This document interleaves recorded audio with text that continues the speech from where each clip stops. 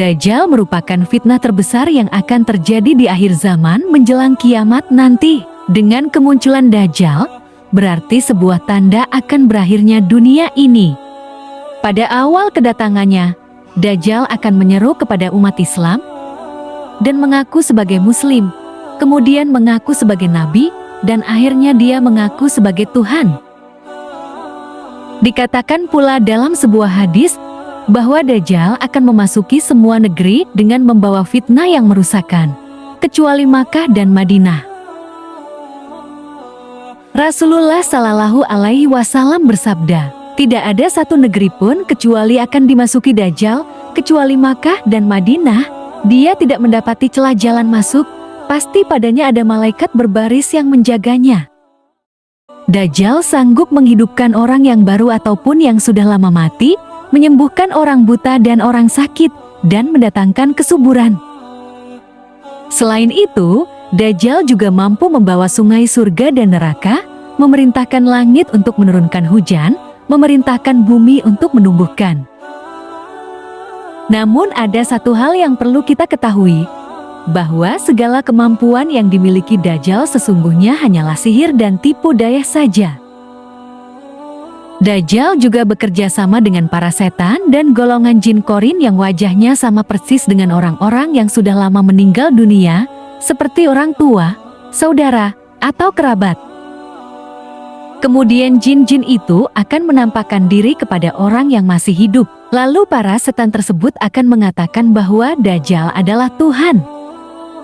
Namun di saat fitnah Dajjal mencapai puncaknya, maka muncullah Nabi Khidir alaihi salam dan membongkar segala fitnah dan tipu dayanya tersebut. Pada pertemuan Nabi Khidir dengan Dajjal tersebut, beliau mengungkapkan seluruh fitnah dan kebohongan Dajjal. Dia akan bersaksi dan meyakinkan umat manusia bahwa inilah Dajjal yang sesungguhnya, dan dijelaskanlah segala kebohongannya. Setelah Nabi Khidir alaihi salam bersaksi di hadapan umat manusia, maka Dajjal memenggal kepalanya dan memamerkan kekuatannya.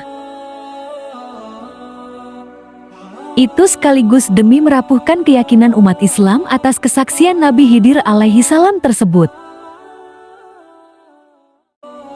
Setelah Nabi Khidir terpenggal dan tercincang, lalu dengan keahlian sihir yang dikuasainya, Dajjal pun menghidupkan dan membangkitkan kembali Nabi Khidir alaihi salam. Lalu Dajjal dengan bangga berkata kepada semua orang yang menyaksikan kejadian itu, bukankah kalian sudah melihat kekuasaanku sebagai Tuhan kalian? Ujar Dajjal. Maka, semakin yakinlah para pengikut Dajjal bahwa ia adalah Tuhan. Namun, Nabi Khidir kembali menantangnya dan bersaksi bahwa Dajjal bukanlah Tuhan.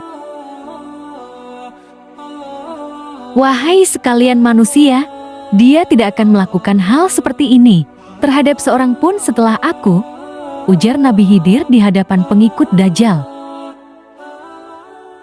Kemudian, Dajjal pun mencoba memenggal Nabi Khidir lagi untuk yang kedua kalinya.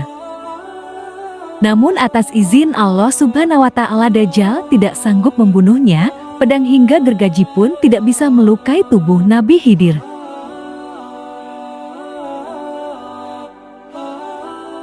Lalu, Dajjal melemparkan Nabi Khidir ke neraka terakhir.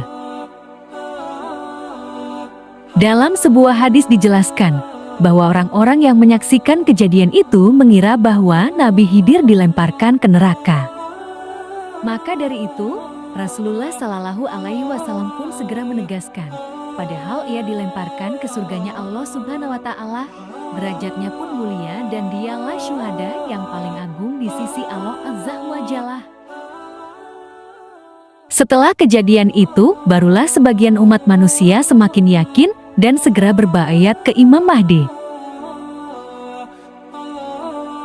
Rasulullah Shallallahu Alaihi Wasallam bersabda, pria ini adalah orang yang derajatnya paling dekat denganku, sekaligus syuhada yang paling agung di mata Tuhan semesta alam.